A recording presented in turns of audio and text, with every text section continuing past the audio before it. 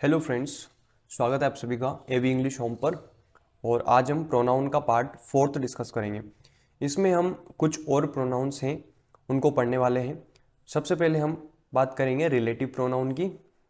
अब relative pronoun जैसे कि नाम से ही क्लियर है, रिलेटिव यानी कि रिलेट करना। सिंपल इसका मीनिंग होता है रिलेट करना, यानी कि दो सेंटेंस ऑलरेडी होंगे और उनको रिलेट करने वाला कोई ना कोई प्रोनाउन होगा। ठीक है, इसको ध्यान रखना है।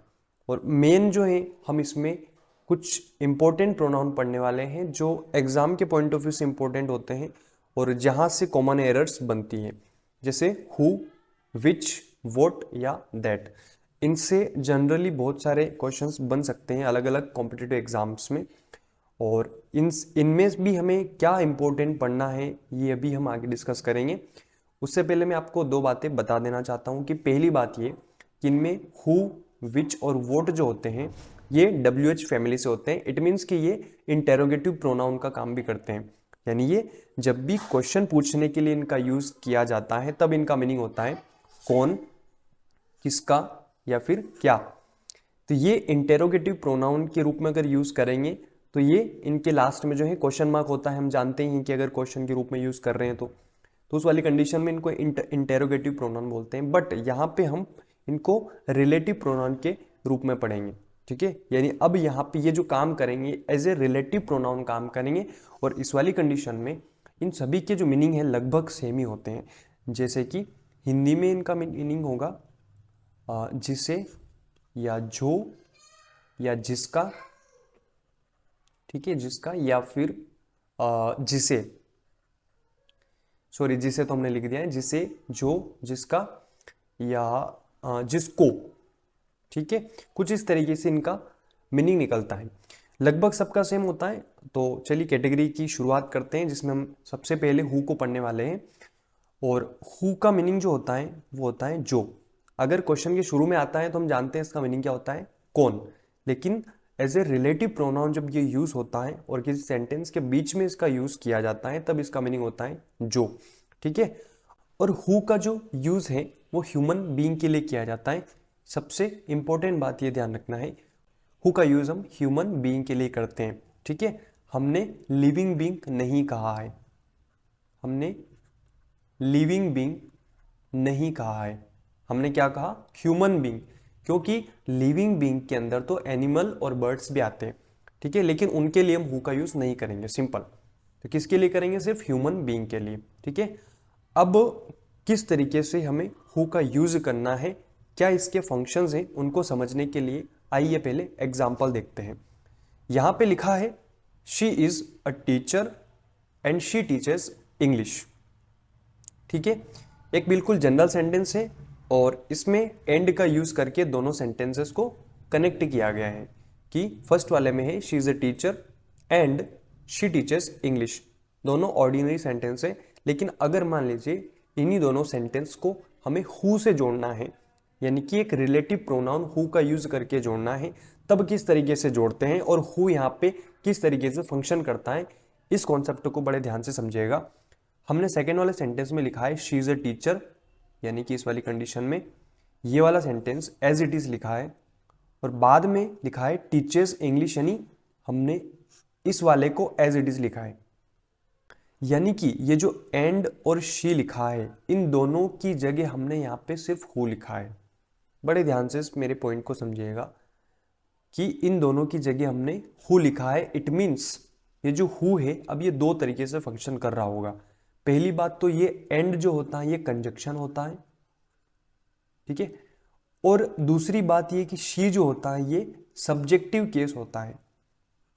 क्या होता है, सब्जेक्टिव केस होता है। हमने ये सारी चीजें पढ़ ली है, सब्जेक्टिव केस शी, ही या वी, दे या यू, आई, ये सारे क्या है, सब्जेक्टिव केस है। तो कहीं ना कहीं ये जो हु है ये कंजक्शन का काम भी कर रहा होगा और ये एक सब्जेक्टिव केस का काम भी कर रहा है, यानी एज ए सब्जेक्ट भी काम कर रहा है और एज ए कंजक्शन भी काम करना है। तो हु के दो फंक्शन हो गए। आई ना बात समझ में, अब ये कंजक्शन का काम भी करेगा और ये एज ए सब्जेक्टिव केस भी काम करेगा।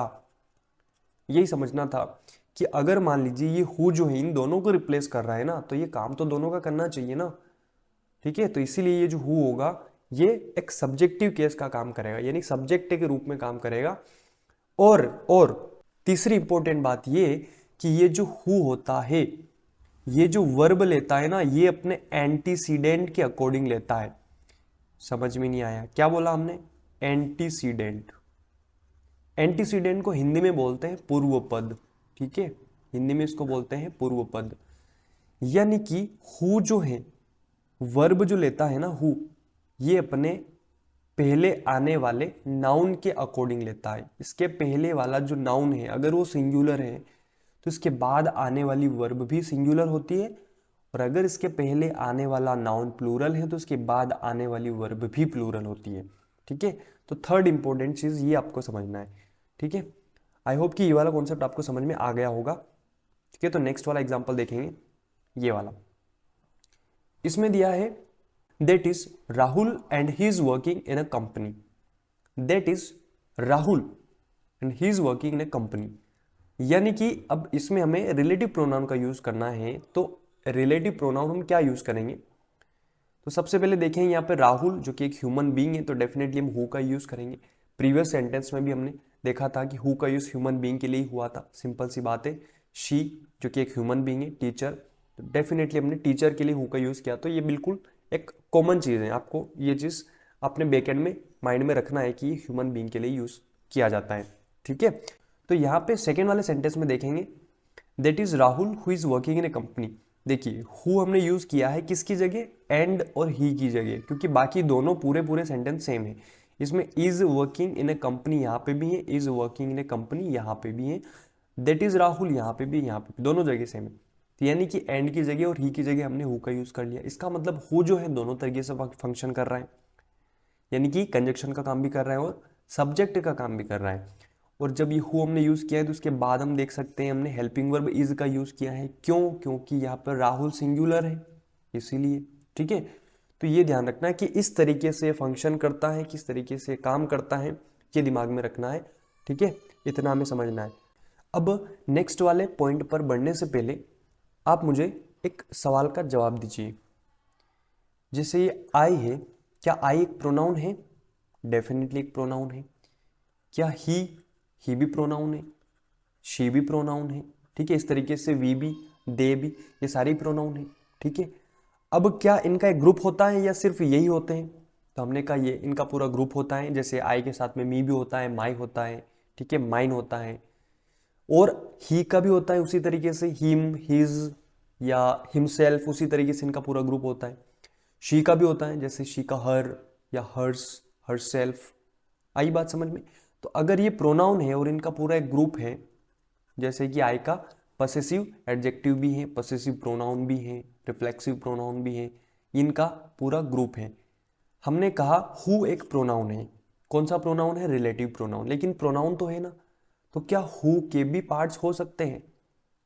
ठीक है, आई बात समझ में? क्या हु का भी ग्रुप हो सकता है? तो डेफिनेटली हु का भी ग्रुप होता है, और वो क्या होता है? आइए उसी को समझते हैं। और एक और इंपॉर्टेंट बात कि किसी भी सेंटेंस में सब्जेक्ट, वर्ब और ऑब्जेक्ट, ये तीनों चीज़ें होती हैं, ठीक है। हमें नेक्स्ट वाले पॉइंट को समझने के लिए इन दोनों चीज़ों को समझना होगा कि किसी भी सेंटेंस में सब्जेक्ट और वर्ब का होना बहुत ज़रूरी है, ठीक है ना। तो हमें देखना पड़ेगा कि कोई सेंटेंस है तो क्या उसमें सब्जेक्ट है या नहीं, अगर उसमें वर्ब है या नहीं। अगर सब्जेक्ट और वर्ब अगर मिल जाती है इसका मतलब सेंटेंस पूरा हो जाएगा, ठीक है। इस बात को ध्यान रखना। तो चलिए डिस्कस करते हैं हमारे नेक्स्ट वाले पॉइंट को, जिसमें हम पढ़ने वाले हैं कि हु का सब्जेक्टिव केस क्या है, हु खुद है। हु का ऑब्जेक्टिव केस क्या है, वो होगा हुम। और हु का पसेसिव एडजेक्टिव क्या होगा, तो वो होगा हुज। तो देख सकते हैं यहाँ पे हु अपने आप में सब्जेक्टिव केस होता है, अभी हमने सीखा। हु का ऑब्जेक्टिव केस हुम होता है, और हु का पसेसिव एडजेक्टिव हुज होता है। जैसे कि आई का पसेसिव एडजेक्टिव क्या होता है, माई होता है। जैसे ही का क्या होता है, हिज, शी का हर, उसी तरीके से हु का क्या होता है, हुज होता है। इनके डिफरेंस को समझना बहुत ज़रूरी है। और जनरली कॉम्पिटिटिव एग्जाम्स में जो एरर या फिर जो कॉमन एरर से रिलेटेड क्वेश्चंस बनते हैं वो इस वाले पार्ट से बनते हैं, हुज वाले पार्ट से नहीं बनते हैं। तो हम यहाँ पे सिंपली हु या हुम के बारे में ही डिस्कस करने वाले हैं कि इन दोनों के बीच में क्या डिफरेंस है और कहाँ पे किसका यूज होगा। और एग्जाम्स में जो क्वेश्चंस आते हैं ना, वो कई बार हु की जगह हुम दे देगा या हुम की जगह हु दे देगा, तो एरर हमें वहाँ पे फाइंड आउट करना रहती है सिंपल। तो पहले यहाँ पे देख लेते हैं, फर्स्ट वाला एग्जाम्पल दिया है, she is the girl who runs a boutique. ठीक है, ये वही लड़की हैं जो एक बुटीक रन करती हैं, एक बुटीक चलाती हैं। बुटीक एक फैशन की शॉप को बोलते हैं जहाँ पे फैशन से रिलेटेड सारे आइटम्स या एक्सेसरीज मिलती हैं। तो ये वही लड़की हैं जो एक बुटीक रन करती हैं। इस वाले सेंटेंस में हमें सब्जेक्ट दिख रहा है, हमें वर्ब भी दिख रही है इज, और इस हमें ऑब्जेक्ट भी दिख रहा है, यानी ये वाला सेंटेंस हमारा पूरा हो चुका है। दूसरे वाले सेंटेंस में यानी हु से जो ये सेंटेंस जुड़ा है कि जो एक बुटीक चलाती है, एक जो एक बुटीक रन करती हैं, इस वाले सेंटेंस में ये हमारी वर्ब हो गई रन, ये हमारा ऑब्जेक्ट हो गया, तो ये हमारा सब्जेक्ट हो गया, है ना। ये हु का यूज हम सब्जेक्टिव केस के रूप में करते हैं, तो इसीलिए यहाँ पे ये सब्जेक्ट हो जाएगा और ये वर्ब हो जाएगी, और यहाँ पे ये सब्जेक्ट था, ये वर्ब था। तो इस तरीके से सेंटेंस कंप्लीट हो जाते हैं। तो इसमें कोई एरर नहीं है, ये डेफिनेटली करेक्ट लिखा है। और ये भी देख सकते हैं कि हु से पहले आने वाला जो एंटीसीडेंट है ये सिंगुलर है, इसीलिए यहाँ पे जो वर्ब है वो भी सिंगुलर यूज की गई है। ठीक है, नेक्स्ट वाला सेंटेंस देखते हैं, I met Rahul who is a clerk in bank. इस वाले सेंटेंस में हु जो है इस राहुल के लिए यूज हुआ है, इसीलिए यहाँ पे इज का यूज किया जा रहा है। और ये भी देख सकते हैं यहाँ पे सब्जेक्ट, ये वर्ब, यानी ये वाला सेंटेंस भी पूरा मानेंगे इसको। और ऑब्जेक्ट अगर देखना है तो देख सकते हैं ऑब्जेक्ट भी इसमें है। ठीक है, लेकिन हो सकता है किसी किसी सेंटेंस में ऑब्जेक्ट ना हो, तो हमें देखना सिर्फ सब्जेक्ट और वर्ब को ही है। सेकेंड वाले सेंटेंस में हम देखें कि यहाँ पे देखो वर्ब दे रखी है इज, यानी इज का कोई ना कोई सब्जेक्ट होगा, डेफिनेटली हु है, क्योंकि हु का यूज हम सब्जेक्टिव केस के रूप में करते हैं। तो इसका मतलब सेंटेंस पूरा करेक्ट है। नेक्स्ट वाले सेंटेंस में देखते हैं, I saw a man whom I met yesterday। मैंने एक व्यक्ति को देखा था जिससे मैं कल मिला था। यानी देखो दो सेंटेंस है और दोनों सेंटेंस में वर्ब दी है, यहाँ पे सो है, यहाँ पे मेट है। इस वाली वर्ब का सब्जेक्ट ये मिल गया, इस वाली वर्ब का सब्जेक्ट ये मिल गया, मतलब सेंटेंस ये भी पूरा है, ये भी पूरा है। और इस वर्ब का तो ऑब्जेक्ट भी मिल गया ये वाला, यानी ये सेंटेंस पूरा है, ये भी सेंटेंस पूरा हो गया यहाँ पे। अब ये हुम दिया है, अब हुम जो है, अगर मान लो यहाँ पे हु होता ना, अगर हु होता तो इस वाली कंडीशन में ये क्या हो जाता, सब्जेक्ट हो जाता, तो सब्जेक्ट के लिए हमें वर्ब भी चाहिए होती, तो उस वाली कंडीशन में गलत हो जाता। लेकिन हुम दिया है तो ये सही है, कि अब यहाँ पे हमें सब्जेक्ट नहीं चाहिए, हमें ऑब्जेक्ट चाहिए। तो यहाँ पे ऑब्जेक्ट लिखा है हुम, हुम ऑब्जेक्टिव केस होता है ना हु का, तो इसलिए ये सही है, ऑलरेडी करेक्ट है। तो मैं आपको ये समझाना चाह रहा हूँ कि एग्जाम में हो सकता है कि हुम की जगह हु दिया है या हु की जगह हुम दिया है, तो वहाँ पे हमें आइडेंटिफाई करना पड़ेगा कि वहाँ पे क्या आएगा। और वैसे तो डायरेक्टली अगर हमें समझ में आ जाता है कि वहाँ पे हु नहीं हुम आएगा, तो वैसे हम एरर बता देंगे। ठीक है, बाकी हमें पता होना चाहिए कि क्या आएगा और वो हमें समझना है। तो चलिए कुछ क्वेश्चंस हैं उनको समझते हैं और धीरे धीरे हमारा लेवल थोड़ा बढ़ाते हैं। इस वाले क्वेश्चन को देखिए, इसमें लिखा है this is the girl whom has participated in the contest। बड़े प्यार से आराम से इसको समझिए और हो सके तो पॉज करके ट्राई करके देखिए कि क्या इसमें एरर है। उम्मीद करता हूं आपने इसको समझ लिया होगा। यहां पे लिखा है she is the girl whom has participated in the contest, यानी कि दिस इज, ये हो गया सब्जेक्ट, ये हो गई वर्ब, और इसको ऑब्जेक्ट भी मिल गया तो ऑब्जेक्ट भी मिल गया। ठीक है, लेकिन हमें ऑब्जेक्ट से ज्यादा मतलब नहीं, अपने को तो सब्जेक्ट और वर्ब पे ज्यादा ध्यान देना है। ठीक है ना। सेकेंड वाले वर्ब में हम देखेंगे यहाँ पे हैज और वर्ब थर्ड, यानी ये एक ही वर्ब बनेगी। ठीक है, हैज पार्टिसिपेटेड एक ही वर्ब बनेगी, प्रेजेंट परफेक्ट का ये सेंटेंस है, तो ये हमारी वर्ब हो गई। इसका कोई ना कोई सब्जेक्ट भी रहा होगा, देख लेते हैं सब्जेक्ट। लेकिन यहाँ पे तो देखो हुम दिया है जो कि ऑब्जेक्टिव केस होता है, यानी हमें चाहिए सब्जेक्ट, तो सब्जेक्ट क्या होता है, हु होता है ना इसका, तो यानी एरर हमारी यहाँ पर है। आपको यही समझना है। और बाद में देखो इन के बाद में कॉन्टेस्ट ये दिया है, तो इन हम जानते हैं प्रीपोजिशन होती है और ये हमारा उसका ऑब्जेक्ट हो जाएगा। तो ये तो जनरल चीज़ है जो हम पहले डिस्कस कर चुके हैं। मेन हमें काम सिर्फ इससे था, हु की जगह सॉरी हुम की जगह हु आएगा। ठीक है ना। ठीक है, नेक्स्ट वाला ये वाला देखते हैं। इस वाले को ट्राई करिए पॉज करके। I met a boy who was wearing a red cap.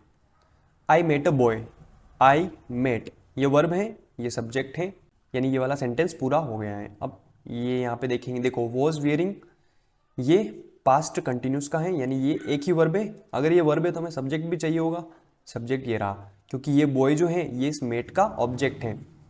तो कहीं ना कहीं इस वर्ब का सब्जेक्ट तो ये होना चाहिए, यानी ये हु देखेंगे क्या सब्जेक्ट है, तो बिल्कुल है, सेंटेंस करेक्ट है, कोई एरर इसमें नहीं है। नेक्स्ट वाला देखते हैं, ये तो बहुत लो लेवल है, ठीक है। अभी थोड़ा वेट करिए, जब सेंटेंसेस आएंगे आगे तब आपको पता लगेगा कि एक्चुअल में हमें पहचानना कैसे और कैसे क्वेश्चंस को सॉल्व करते हैं। इस वाले को करिए, this is the person who she loves a lot. This is the person, subject verb, यानी कि ये हमारा काम हो गया है यहाँ तक। दूसरे वाले सेंटेंस में देखेंगे who she loves a lot, loves verb है और इसको सब्जेक्ट मिल गया, यानी ये वर्ब ये सब्जेक्ट, ये हमारा सेंटेंस पूरा हो गया।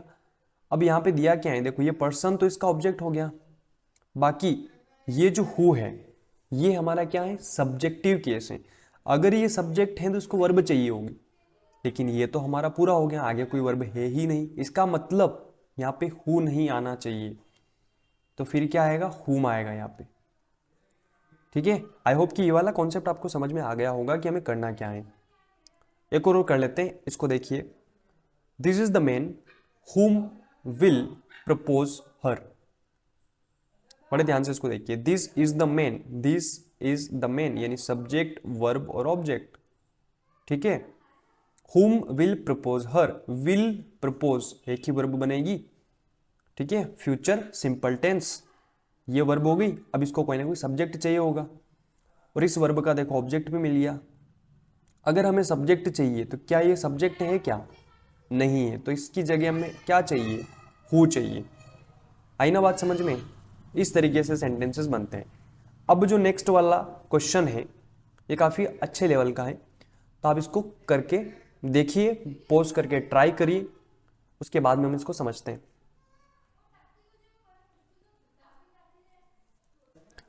आई होप कि आपने इसको पॉज करके ट्राई किया होगा। चलिए इसको करने की कोशिश करते हैं। यहाँ पे दिया है, the award is given a lady whom I think secured first place in the chess competition. The award is given a lady. एक लेडी को एक अवार्ड दिया जाता है, whom I think secured first place in the chess competition, जिसने chess में first place जो है वो हासिल की है। तो देखने में एरर हमें कहाँ लग रही है, हमें लगता है यहाँ पे कोई ना कोई होना चाहिए, या फिर हमें पहली बार में देख के लगता है सेंटेंस करेक्ट है, इसमें कोई एरर नहीं है, ठीक है। आपने भी शायद ऐसा ही सोचा होगा, बट इसमें एरर है। अब वो क्या है उसी को फाइंड आउट करने की कोशिश करते हैं। द अवार्ड ये हमारा सब्जेक्ट हो गया, इज गिवन ये वर्ब हो गई, इज गिवन ये पैसिव वॉइस बना रखा है ना, ठीक है। तो हमें सिर्फ क्या देखना है, सब्जेक्ट और वर्ब देखना है। सब्जेक्ट मिल गई, सब्जेक्ट को हमारा वर्ब मिल गई, और इस तरीके से सेंटेंस पूरा हो गया। और देखें तो वर्ब को हमारा ऑब्जेक्ट भी मिल चुका है यहाँ पे, तो ये सेंटेंस पूरा हो गया है। अब हमें आगे देखना है, ठीक है। जैसे I think secured first place, देखो सिक्योर्ड भी हमारी वर्ब है और आई थिंक ये भी हमारी एक सब्जेक्ट वर्ब दिख रही है, ये सब्जेक्ट है ये वर्ब है, मतलब ये वाला सेंटेंस भी पूरा हो गया। हम इसको यहाँ पे कांटा लगा देते हैं, इस तरीके से ये हमारा सेंटेंस पूरा हो चुका है और ये भी सेंटेंस पूरा हो गया है। अब सिक्योर्ड, ध्यान से देखिए, सिक्योर्ड वर्ब की सेकेंड फॉर्म है, ठीक है। अपने को सिर्फ वर्ब देखना है, तो ये एक वर्ब है, इसका कोई ऑब्जेक्ट होगा, फर्स्ट प्लेस ये वाला इसका ऑब्जेक्ट हो गया, यानी कि इसका कोई ना कोई सब्जेक्ट भी होना चाहिए, लेकिन यहाँ पे तो ऑब्जेक्ट दिया है। इसका मतलब क्या, यहाँ पे आना क्या चाहिए था, हु। और बेसिकली ये जो आई थिंक लिखा है ना, कंफ्यूजन इसी से होता है, और एग्जाम में भी क्वेश्चन इसी तरीके से बनते हैं कि हमें कुछ ना कुछ बीच में एक सेंटेंस जोड़ के दे दिया जाएगा और उसी से हमें कंफ्यूज किया जाएगा, तब हम उसको देख करके कंफ्यूज हो जाएंगे और हमें देख के लगेगा कि इसमें कोई एरर नहीं है। बट हमें आइडेंटिफाई करना है, कोशिश करना है, ट्राई करना है कि एरर को हम फाइंड आउट कर पाए। तो यहाँ पे हुम की जगह हु आना चाहिए, ठीक है। आई होप कि आपको ये वाला समझ में आया होगा। अगर समझ में नहीं आया तो कोई बात नहीं, आप नेक्स्ट वाला एक और क्वेश्चन है उसको ट्राई करिए, ठीक है। जैसे यहाँ पे दिया है, the art is related to a monarch whom I suppose was defeated by his own relative. The art is related to a monarch, ये तो एक सिंपल सेंटेंस दिख रहा है कि द आर्ट जो है वो रिलेटेड है एक मोनार्क से, यानी ये हमारा सब्जेक्ट हो गया, ये हमारी वर्ब हो गई, यानी ये पूरी जो वर्ब है ये हमारी वर्ब हो गई, ये देखो सब्जेक्ट ये वर्ब, और इसको क्या मिल गया, ऑब्जेक्ट भी मिल गया, मतलब ये वाला सेंटेंस पूरा हो चुका है, यानी इधर वाला सेंटेंस पूरा हो चुका है। अब इसमें देखना है अपने को, देखो आई सपोज दिख रहा है, हुम I suppose was defeated by, suppose एक वर्ब है और आई एक सब्जेक्ट है, मतलब सब्जेक्ट को वर्ब मिल गई, तो हमारा ये वाला भी पूरा हो चुका है फिलहाल यहाँ के लिए। अब इसमें हम देखेंगे वॉज डिफीटेड बाय, मतलब ये पैसिव वॉइस बन रहा है, वॉज डिफीटेड बाय, है ना। तो अगर ये वर्ब है तो इसको सब्जेक्ट चाहिए, अगर सब्जेक्ट चाहिए तो यहाँ पे तो देखो ऑब्जेक्ट लिखा है, यानी यहाँ पे हुम नहीं आना चाहिए, क्या आना चाहिए, हु आना चाहिए। और यहाँ पे आई सपोज लिख करके आपको कंफ्यूज किया जा रहा है, ठीक है ना। इस बात को आपको समझना ही होगा किस तरीके से सेंटेंसेस बन सकते हैं, कि मुझे लगता है कि शायद उसे उसके खुद के रिलेटिव ने ही डिफीट किया होगा, ऐसा हम यहाँ पे ये बीच में एक छोटा सा सेंटेंस ऐड करके कंफ्यूज करने की कोशिश करता है एग्जामिनर। चलिए ऐसा ही एक क्वेश्चन और कर लेते हैं जहाँ से आपका कॉन्सेप्ट थोड़ा और स्ट्रॉन्ग हो जाएगा, ये वाला करते हैं। You told me a story about a ghost whom you said later become a prince and married with a beautiful princess। ठीक है, आराम से इसको करने की कोशिश करिए। You told me a story about a ghost।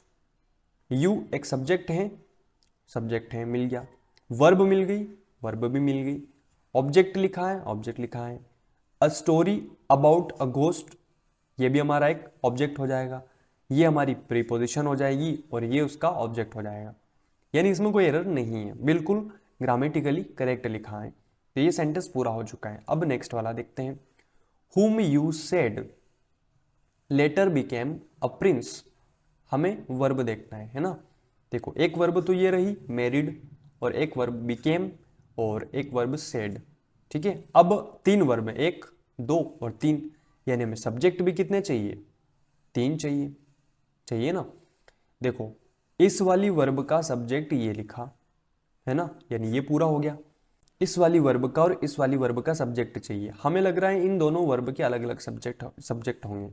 ये दोनों जो वर्ब हैं ये एंड से जुड़ी हैं, तो इसीलिए इन दोनों का जो सब्जेक्ट होगा वो सेम ही होगा, ठीक है। क्योंकि पढ़कर ही आप समझ सकते हैं, letter become a prince and married with a beautiful princess, तो ये तो एक ही सब्जेक्ट के बारे में बात कर रहे हैं ना, कि बाद में वो प्रिंस बन गया और उसने मेरी जो है कर ली एक प्रिंसेस से, तो ये तो एक ही वर्ब है और कहीं ना कहीं इसका सब्जेक्ट भी एक ही होगा। तो अगर ये बिकेम एक वर्ब में, इसको एक सब्जेक्ट चाहिए, देखो सब्जेक्ट कहाँ मिल रहा है, ये तो हो चुका पूरा, इससे कोई मतलब नहीं है, लेकिन यहाँ पे हुम लिखा है, हुम बिकेम प्रिंस तो होगा नहीं, हु बिकेम प्रिंस होना चाहिए, ठीक है। तो कहीं ना कहीं यहाँ पे आना क्या चाहिए था, हु आना चाहिए था, लेकिन हमें यू सेड ये देख करके कंफ्यूज किया जा रहा है। तो इसी टाइप से छोटे छोटे सेंटेंसेस बीच में आते हैं और वो आपको आइडेंटिफाई करना है। इसी से रिलेटेड एक और शानदार क्वेश्चन है, इसको ट्राई करिए। अगर ये आपने कर लिया तो सचमुच आपको कॉन्सेप्ट अच्छे से समझ में आ गया है, ठीक है। चलिए इसको देखते हैं। The girls whom we have selected in our team are playing hockey in the field। देखिए हमें देखना क्या है, सब्जेक्ट और वर्ब देखना है ना। सब्जेक्ट मिल गया द गर्ल्स, ठीक है, इसका वर्ब भी होगा कोई ना कोई, देखो whom we have selected in our team are playing hockey in the field। चलिए ठीक है, ऐसे समझ में नहीं आएगा तो पहले वर्ब देख लो कि कितनी इसमें वर्ब है। whom we have selected in our team, तो have selected दिख रहा है आपको, एक ही वर्ब है, दिख रही है एक ही वर्ब है हैव सिलेक्टेड, तो क्या इसका कोई ना कोई सब्जेक्ट होगा, दिख रहा है सब्जेक्ट वी है, मतलब ये वाला सेंटेंस पूरा हो गया है। अब ये इन प्रीपोजिशन है और आवर टीम इस प्रीपोजिशन का ऑब्जेक्ट है, मतलब ये इसी सेंटेंस का है। उसके बाद आर दिख रहा है, देखो आर और प्लेइंग, यानी ये एक ही वर्ब है, एक ही वर्ब है। अब इसका क्या चाहिए, सब्जेक्ट चाहिए, तो इसके पहले देखो कोई सब्जेक्ट है क्या, सब्जेक्ट है, मिल गया द गर्ल्स, सब्जेक्ट है ना, क्योंकि वर्ब हमारे पास सिर्फ यही बची, इसके आगे कोई वर्ब है ही नहीं। और जब अगर यही वर्ब बची और इधर यही सब्जेक्ट बचा, मतलब इस सब्जेक्ट की यही तो वर्ब होगी। और इसको जोड़ करके देख लो, the girls are playing hockey in the field, girls जो हैं फील्ड में हॉकी खेल रही हैं। अब ये जो सेंटेंस जोड़ा है बीच में, ये किससे जोड़ा है हमने, हुम से जोड़ा है, जो कि एक रिलेटिव प्रोनाउन है, बिल्कुल। और यहाँ पे अगर हु होता तो गलत होता, लेकिन हुम है तो ये करेक्ट है, बिल्कुल सही लिखा है यहाँ पे। ऑब्जेक्टिव केस है ना हु का, तो ये बिल्कुल करेक्ट लिखा है, इसमें कोई भी एरर नहीं है। लेकिन हु होता तो उस वाली कंडीशन में फिर ये गलत हो जाता, क्योंकि हु को फिर क्या चाहिए होता, कोई ना कोई वर्ब चाहिए होती। तो ये करेक्ट है, इसमें कोई भी एरर नहीं है। तो मैं उम्मीद करता हूं कि आपको ये सारा कुछ समझ में आ रहा होगा, और आपसे गुजारिश है अगर आपको अच्छा लगता है, अगर सचमुच आपको समझ में आ रहा है दिल से, तो प्लीज़ मुझे कमेंट करके ज़रूर बताएं। और अगर आपको समझ में नहीं आता है तो भी आप कमेंट करके ज़रूर बताएं, और अपने दोस्तों के साथ में शेयर ज़रूर करें वीडियोस को, और लाइक करें, और हाँ, चैनल को सब्सक्राइब करना बिल्कुल ना भूलें। ठीक है, चलिए नेक्स्ट वाले प्रोनाउन को डिस्कस करते हैं, जो कि विच हैं। अब विच का यूज़ हम करेंगे नॉन लिविंग प्लस जो लिविंग बींग्स हैं, वो भी एनिमल्स और बर्ड्स के बारे में। ठीक है, इसका यूज़ हम करेंगे नॉन लिविंग के लिए, प्लस लिविंग बींग्स में भी कौन से, जो एनिमल है और जो बर्ड्स हैं उनके लिए। ठीक है, लिविंग बींग्स में भी जो एनिमल्स हैं और जो बर्ड्स हैं उनके लिए हम उनका यूज़ करने वाले हैं। और जिस तरीके से हमने हु के पार्ट्स देखे थे, जैसे हुम या फिर हुज, उसी तरीके से विच के भी पार्ट होते हैं। ठीक है, तो यहाँ पे विच जो होता है ये सब्जेक्टिव केस होता है, और इसका ऑब्जेक्टिव केस भी विच ही होता है, और इसका पॉसेसिव एडजेक्टिव जो होता है वो ऑफ विच होता है। पॉसेसिव एडजेक्टिव मतलब कौन से वाले, जैसे ही का क्या बनता है, हीज बनता है ना, जैसे शी का हर बनता है, या फिर वी का अवर बनता है ना, या दे का देर बनता है। ये सारे हमने डिस्कस किए थे पहले। तो एक बात हम इनके बारे में जानते हैं कि जो पॉसेसिव एडजेक्टिव होते हैं उनके बाद में हमेशा नाउन का यूज किया जाता है ना, इसके बाद में भी नाउन, ये भी नाउन, यानी कि पॉसेसिव एडजेक्टिव कभी भी अकेले यूज नहीं होते हैं, उनके बाद में नाउन आना कंपलसरी है। इसका मतलब ये जो ऑफ विच हैं इसके बाद में भी नाउन आना जरूरी है। और यहाँ पर जो एरर आती हैं एग्जामिनेशन में वो इस वाले पार्ट से आती हैं। ठीक है, इस वाले पार्ट में तो दोनों ही सेम है, सब्जेक्टिव केस और ऑब्जेक्टिव केस दोनों सेम है, तो इसीलिए यहाँ से एरर नहीं आती है, और आप एक बार इनको पढ़ जरूर लीजिएगा। ठीक है, बाकी हम इसको समझने वाले हैं, क्योंकि कॉमन एरर्स यहाँ से ज़्यादा बनती हैं। लेकिन यहाँ पे हम बात किसकी कर रहे हैं, विच की कर रहे हैं, और विच का यूज़ हम किसके लिए करते हैं, नॉन लिविंग के लिए करते हैं। और उस वाली कंडीशन में हमने जब भी अधिकार बताने की बात कही है, या फिर हमने पॉसेसिव एडजेक्टिव की बात करी है, तो उसमें हमने ऑफ लगाया था। याद करिए जब हमने प्रीवियस क्लासेस में ये बताया था कि जब भी नॉन लिविंग के साथ में अगर पोजेशन को शो करना है तो वो हम ऑफ लगा करके करते हैं। ठीक है, आपको अगर ये बात याद आ रही है तो शायद ये वाला कॉन्सेप्ट जल्दी समझ में आएगा। तो उसमें हमने क्या किया था, ऑफ लगा के पोजीशन को शो किया था, तो उसी तरीके से हम यहाँ पे भी विच के साथ में ऑफ लगाते हैं।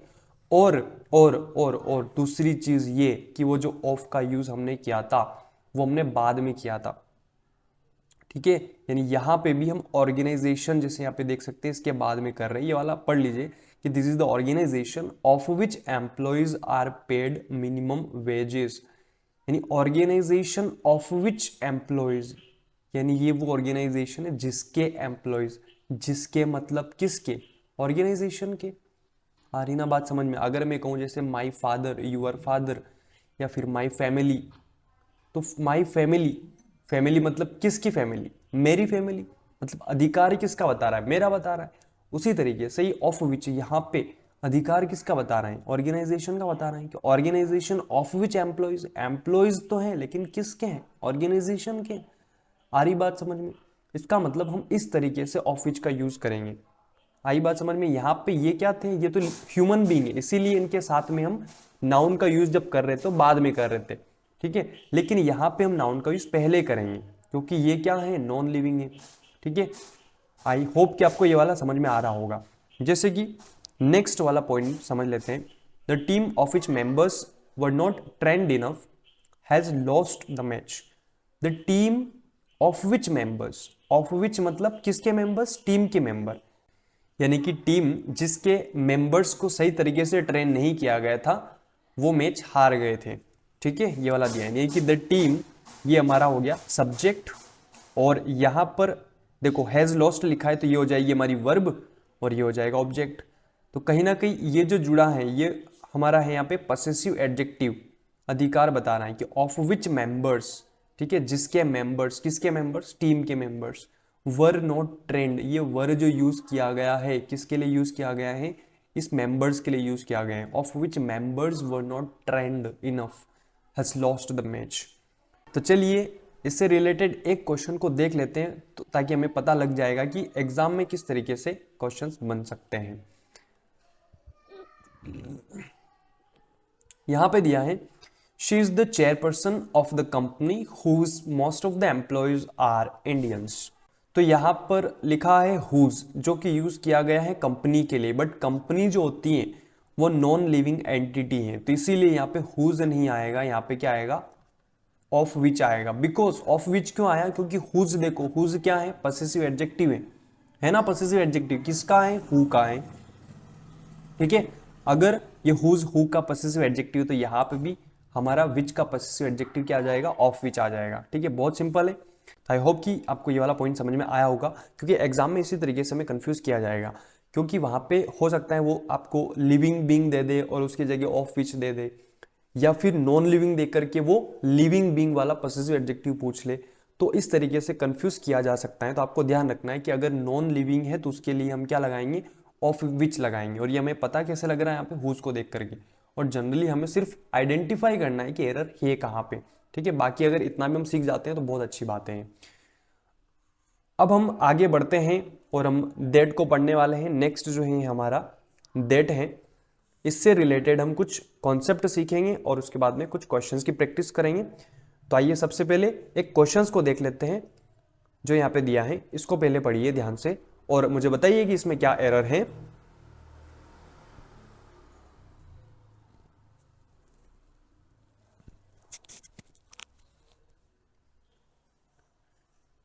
यहाँ पे दिया है this is the same book which I bought yesterday, ठीक है, this is the same book which I bought yesterday, ये सेम बुक है जो मैंने कल खरीदी थी। क्या एरर लग रही है आपको इसमें, बिल्कुल कोई एरर इसमें नहीं लग रही है, ठीक है। देखने में ये लग रहा है इसमें कोई एरर नहीं है, ठीक है। चलो पहले कॉन्सेप्ट को पढ़ लेते हैं, फिर उसके बाद में इसी क्वेश्चन को दोबारा पढ़ेंगे, तब हो सकता है शायद आपको एरर दिख जाए। तो डेट में एक नोट करके दिया है, date can be use for human beings, non living, animals and birds. तो ये ह्यूमन बीइंग के लिए भी यूज किया जा सकता है, नॉन लिविंग के लिए भी कर सकते हैं, एनिमल और बर्ड्स के लिए भी इसका यूज किया जा सकता है। बट अगर ये फिलर्स में कहीं आता है, यानी कि अगर फिलर्स में ऑप्शन में जैसे हु भी रहे और डेट भी रहे, तब हमें वहां पे हु का यूज करना है। फिलर्स की बात कर रहे हैं, बाकी तो हम जनरल टर्म में हु का भी यूज कर लेंगे, डेट का भी कर लेंगे, ठीक है, दोनों का कर सकते हैं। तो चलिए पहले एग्जाम्पल को देख लेते हैं। एग्जाम्पल जैसे this is the boy who got first rank, ठीक है, ये वही लड़का है जिसने फर्स्ट रैंक हासिल करी। इसका मतलब हमने यहाँ पे इसकी जगह सिर्फ क्या यूज कर लिया, दैट यूज कर लिया, तब भी ये करेक्ट है, मीनिंग में कोई चेंज नहीं आएगा। कर सकते हैं, बिल्कुल कर सकते हैं। यहाँ पे दिया है he gave me a book which was written in English, और इसकी जगह अगर हमने दैट का भी कर लिया तो कोई फर्क नहीं पड़ जाएगा उसमें, क्योंकि यहाँ पे देखो बुक है इसलिए विच का यूज किया है, और अगर विच की जगह डेट का भी कर लेंगे तो उससे कोई ज्यादा अंतर उसमें नहीं आने वाला है। लेकिन हमें जो पढ़ना है, सीखना है, वो ये सीखना है कि that is always use with all this words, इन सभी वर्ड्स के साथ में डेट का यूज करते हैं। वो कौन कौन से वर्ड्स हैं, जैसे कि सुपरलेटिव डिग्री के साथ में, जब भी अगर सुपरलेटिव डिग्री आती है तब हमें डेट का यूज करना है, हु का यूज नहीं करना है। जैसे कि the same, the few, the little, अगर इस टाइप के वर्ड अगर आते हैं, और हाँ एक और इंपॉर्टेंट बात कि ये कब आएंगे, ठीक है, तो इसका ध्यान रखना कि जब भी ये हु या डेट का यूज किया जाता है ना, इसके पहले कोई ना कोई नाउन आता है, और उस नाउन के लिए अगर अगर अगर सुपरलेटिव डिग्री या फिर the same, the few, the little अगर ये यूज होते हैं, तो इस वाली कंडीशन में यहाँ पे हु नहीं आएगा, दैट आएगा, ठीक है। इस बात को ध्यान से समझ लेना। अगर यहाँ पे ये जो रिलेटिव प्रोनाउन है, इनके पहले जो नाउन आता है और उस नाउन के लिए अगर सुपरलेटिव डिग्री आती है, the same, the few, the little, only, none, something, everything, anything, nothing, या फिर जब ऑल का मीनिंग क्या हो, एवरीथिंग हो, यानी किसी थिंग के बारे में अगर बात कर रहे हो, इस वाली कंडीशन में हु नहीं दैट आएगा। ठीक है, सिंपल बात। अब उसी क्वेश्चन को दोबारा देखते हैं। अब इसको ध्यान से पढ़िए। This is the same book which I bought yesterday. This is the same book which I bought yesterday. ये रिलेटिव प्रोनाउन है, विच दिख रहा है, इसके पहले एक नाउन है बुक, ये नाउन है। इसके लिए क्या वर्ड यूज किया गया है? The same book. अब जब अगर इस नाउन के लिए अगर ये वाला वर्ड हम यूज कर रहे हैं तो इस वाली कंडीशन में यहाँ पे विच नहीं आना चाहिए, यहाँ पे आना चाहिए दैट। ठीक है, आपको ध्यान में क्या रखना है? ये जो वर्ड्स हैं इनको ध्यान में रखना है बस। तो चलिए नेक्स्ट वाला क्वेश्चन करते हैं, ये वाला। This is the best player who won the trophy. This is the best player who won the trophy, यानी हु किसके लिए यूज हो रहा है? प्लेयर के लिए। ये नाउन है, इसके लिए देखो सुपरलेटिव डिग्री बेस्ट का यूज किया जा रहा है। इसका मतलब हु नहीं आएगा, क्या आएगा? दैट आएगा। आई बात समझ में? आई थिंक आपको समझ में आया होगा। नेक्स्ट वाला करते हैं। दिया है she attempts the few questions which was scoring. उसने कुछ क्वेश्चंस अटेम्प्ट किए जो कि स्कोरिंग थे। She attempts the few questions which was, यानी विच यूज किया गया है किसके लिए? क्वेश्चंस के लिए। ये नाउन बन गया हमारा। अगर ये नाउन इसके लिए क्या यूज किया है? The few. तो क्या ये सही है? इसको चेक करके देख लो। अगर ये द फ्यू है तो यहाँ पे आना क्या चाहिए था? दैट आना चाहिए था। तो यहाँ पे विच तो नहीं आएगा। ठीक है, तो ये ध्यान रखना है हमें कि अगर कुछ वर्ड हैं जो अभी हमने डिस्कस किए थे, अगर वो वर्ड आते हैं तो ही दैट का यूज करें, अदरवाइज जो लिखा है वो करेक्ट है। ठीक है, बट ये भी ध्यान रखना है कि नॉन लिविंग है तो विच आएगा, अगर ह्यूमन बीइंग है तो फिर हु आएगा, वो आपको देखना होगा। तो इसमें यही एक छोटा सा कॉन्सेप्ट था जो हमें समझना था। अब हम बढ़ते हैं हमारे नेक्स्ट वाले प्रोनाउन पे जो कि है वॉट। अब वॉट को समझने से पहले हम इसका मीनिंग समझ लेते हैं कि इसका मीनिंग यहाँ पे क्या है। वॉट का जो मीनिंग होता है ना, वो यहाँ पे दिया है the thing which. The thing which यानी कि वो चीज जो या जिसका या जिसे।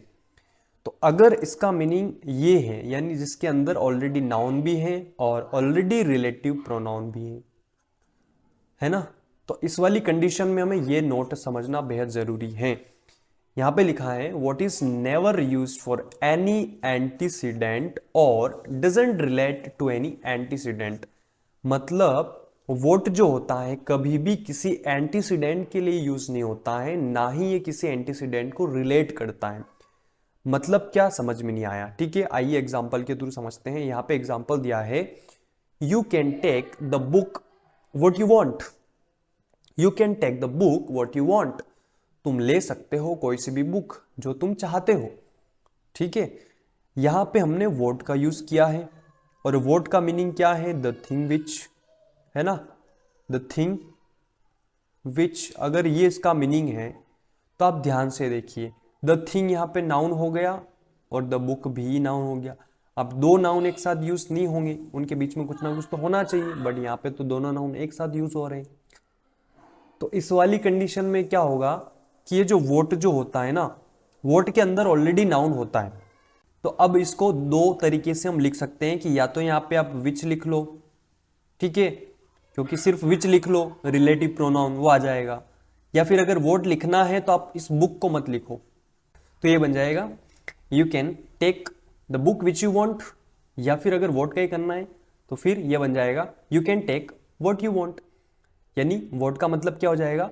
You can take the thing you want, यानी तुम ले सकते हो वो चीज जो तुम चाहते हो। और अगर विच का करेंगे तो फिर ये बुक लिखना पड़ेगा। आई ना बात समझ में? तो ये सही हो जाएगा हमारे इस तरीके से, you can take what you want. उम्मीद करता हूं आपको ये समझ में आ गया होगा और इससे रिलेटेड क्वेश्चंस हैं उनको देख लेते हैं। फर्स्ट वाला दिया है anyone can choose the stream what he likes. Anyone can choose the stream what he likes. What का यूज किया गया है जिसका मीनिंग होता है द थिंग विच। इसको पढ़ करके देख लीजिए कि anyone can choose the stream the thing which he likes. But the thing के लिए तो हमने स्ट्रीम यूज कर लिया है ना, ऑलरेडी नाउन आ चुका है। तो इस वाली कंडीशन में या तो विच आएगा या फिर अगर वोट लगाना है तो यहां पे स्ट्रीम का यूज मत करो। ठीक है, तो ये बन जाएगा anyone can choose the thing which he likes. Anyone can choose the stream which he likes. ठीक है, उम्मीद करता हूँ आपको समझ में आ रहा होगा। नेक्स्ट वाला देखते हैं। अगर हमें वोट का यूज करना है तो क्या करेंगे, she can select what he likes, यानी कि वोट के पहले कोई भी नाउन नहीं होना चाहिए, इस बात का ध्यान रखना है, क्योंकि नाउन ऑलरेडी इसके अंदर इंक्लूड होता है ना। इस बात का ध्यान रखेंगे तो आपका सेंटेंस कभी गलत नहीं होगा। चलिए अब हम एक और लास्ट और फाइनल कैटेगरी है जो कि बहुत ही सिंपल है और उसमें ज़्यादा कुछ पढ़ने की ज़रूरत नहीं है। यहाँ पे रेसिप्रोकल प्रोनाउन की एक कैटेगरी, इसी को सीखना है, ये उसका नेक्स्ट वाला टाइप है प्रोनाउन में। अब रेसिप्रोकल प्रोनाउन, इसका मीनिंग क्या होता है देखिए, ये एक वर्ड से बना है और वो है रेसिप्रोकेट। क्या है, रेसिप्रोकेट। और इसका मीनिंग होता है कि पारस्परिक कोई रिलेशन बनाना, कोई विनिमय करना या अदला बदली करना, ठीक है, एक्सचेंज करना। तो इसी से बना है रेसिप्रोकल, यानी कि अदला बदली, एक्सचेंज। ठीक है, एक दूसरे के साथ में अदला बदली, उसका मीनिंग निकलेगा एक दूसरे से, पारस्परिक। तो इसीलिए इसी संदर्भ में, इसी कॉन्टेक्स्ट में हम इसका यूज करने वाले हैं, रेसिप्रोकल प्रोनाउन। और इसमें दो प्रोनाउन हम पढ़ते हैं, ईच अदर और वन एनोदर। ईच अदर का यूज हम सिर्फ दो के लिए करते हैं और वन एनोदर का यूज हम दो से ज्यादा के लिए करते हैं। ठीक है, एग्जाम्पल देख लेते हैं। The couple really love each other, the couple really love each other. अब जो कपल है, अब इसके अंदर ऑलरेडी दो इंक्लूड है, तो इसीलिए हम यहाँ पे क्या यूज कर रहे हैं, ईच अदर, यानी कपल है तो दोनों एक दूसरे से मोहब्बत करते हैं, प्रेम करते हैं। दूसरा है all the members are talking to one another, यानी कि ऑल द मेंबर्स जो हैं वो बातचीत कर रहे हैं एक दूसरे से, तो यहाँ तो प्लूरल है तो इसीलिए वन एनोदर का यूज किया है। नेक्स्ट वाले में Anu and Manu were arguing each other, यानी ये प्लूरल है, दो हैं तो वर लगा रखा है, अब दो हैं आर्ग्यूइंग कर रहे हैं मतलब ईच अदर लगा रखा है। ठीक है, नेक्स्ट वाला the people celebrate Diwali with one another. One another क्यों लगा, क्योंकि पीपल है, सेलिब्रेट कर रहे हैं दिवाली को, और प्लूरल है, एस या एस भी इसमें नहीं है, तो ये बहुत सिंपल है, इसमें ज़्यादा कुछ सीखने की ज़रूरत नहीं है। आपको यही कॉन्सेप्ट ध्यान रखना है। अब सबसे मोस्ट इंपॉर्टेंट बात यह है कि आपको चैनल को सब्सक्राइब करना है और लाइक करना है, शेयर करना है और कमेंट करके मुझे बताना है कि आपको किस टॉपिक पे वीडियो चाहिए। और अगर आपको कुछ इम्प्रूवमेंट चाहिए या फिर आपको लगता है कि मुझे कुछ इम्प्रूवमेंट करने की ज़रूरत, तो वो भी आप कमेंट करके मुझे बताइए। और आपका बहुत बहुत धन्यवाद यहाँ तक बने रहने के लिए। तो बने रहें एव इंग्लिश होम के साथ, ख्याल रखें अपने परिवार का, अपने स्वास्थ्य का। मिलते हैं नेक्स्ट वीडियो में। धन्यवाद। जय हिंद, जय भारत।